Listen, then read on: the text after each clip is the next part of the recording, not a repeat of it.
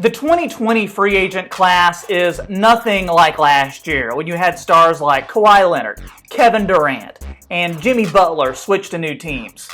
Nope, by comparison, this year's free agent class is a little bit of a dud. But even though this market won't be loaded with tons of stars, there are several high-end role players who are capable of making a major impact on any team. In today's video, I'm continuing my free agent series and telling you where 5 of the NBA's top free agent small forwards should sign.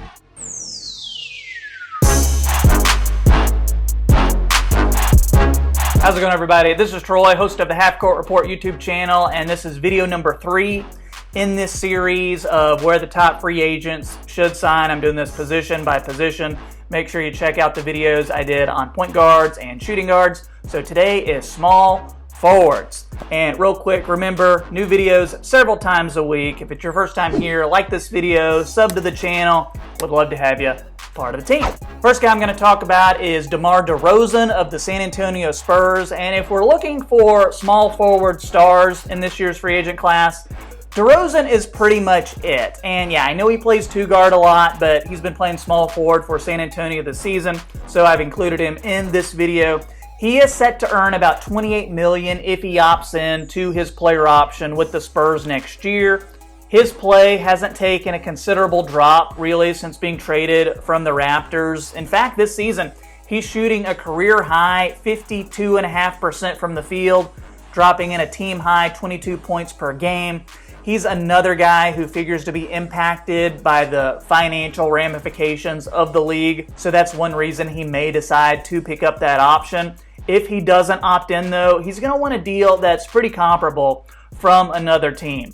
And as far as teams that have that money to spend, the Knicks are one team. They want star power. If the Knicks were to sign DeRozan, though, that really goes against them wanting outside shooting, which is what they've said they want for next season.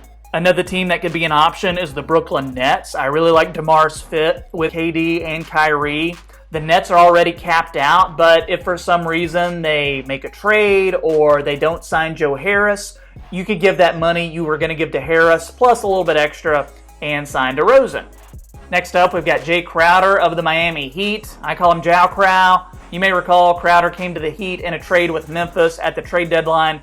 He can also play the 4. I like him better at the 3, though. If you're signing Crowder this offseason, that means that you believe in his outside shooting. And that's not always an easy thing to do. He's only 33% from distance for his career. His offensive game is a big what-if with him. You know he's going to play tough defense. So you can count on getting that from him at least. At 6'6", 235 pounds, he's the perfect size to defend 3s and 4s, maybe even some 2s. He moves quickly enough to pester perimeter players, but he's also got that strength to bang with the bigger guys down low. He's going to hustle all game. He'll get you about 10 or 12 points. He's also a helpful presence on the glass.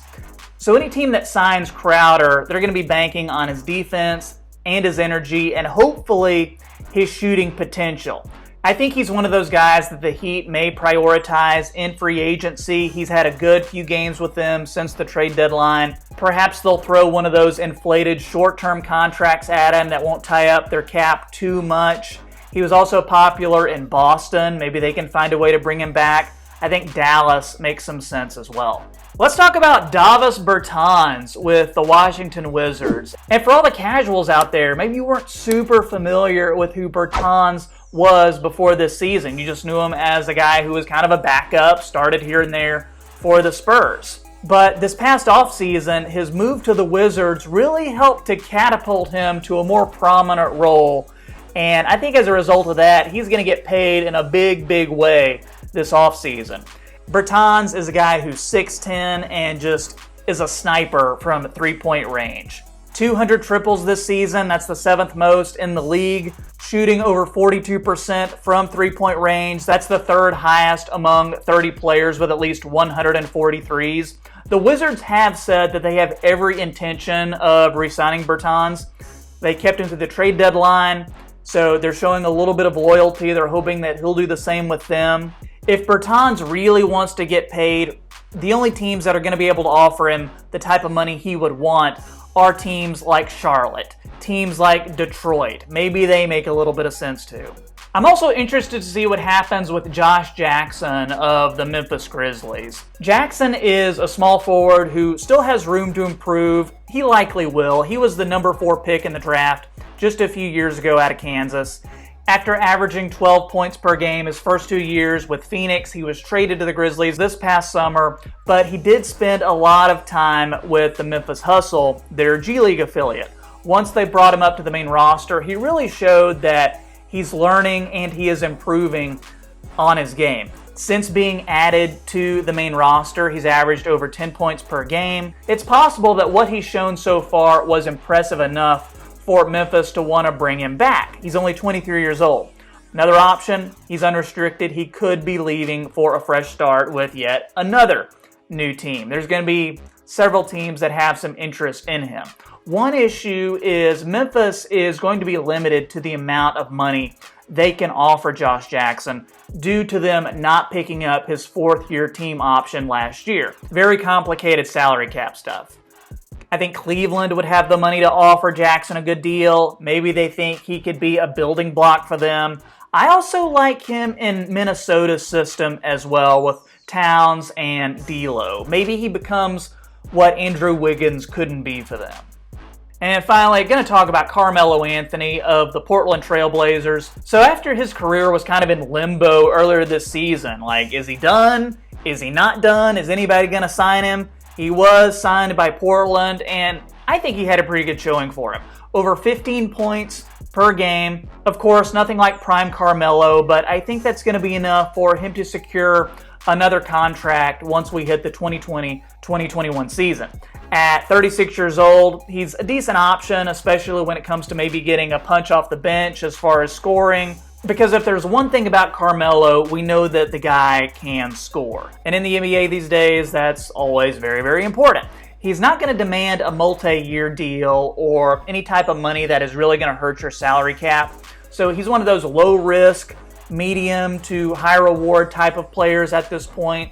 And there's lots of teams that could use that. So whether he lands in a situation that has lots of veterans or maybe one that needs veteran leadership, I think he can step in and help. I know lots of Knicks fans are clamoring for him to return to the team. That makes a lot of sense to me on both sides. Maybe, though, he grabs a minimum deal for a team like the Lakers or the Heat and tries to get that championship ring. If he doesn't go to the Knicks, then I see him going to a contender for sure. That's going to do it for part 3 of this series on small forwards. Make sure you check out parts 1 and 2 about point guards and shooting guards. Still going to cover power forwards and center in future videos. Should be over the next couple of weeks. So let me know what you think in the comments of what you think these players, where you think they should sign, if you'd like them on your team. If you've enjoyed today's video, be sure and click that thumbs up button. And also make sure you subscribe to the channel. Helps me out a ton. Thanks so much for watching. This was Troy with the Half Court Report, and I'll see you next time.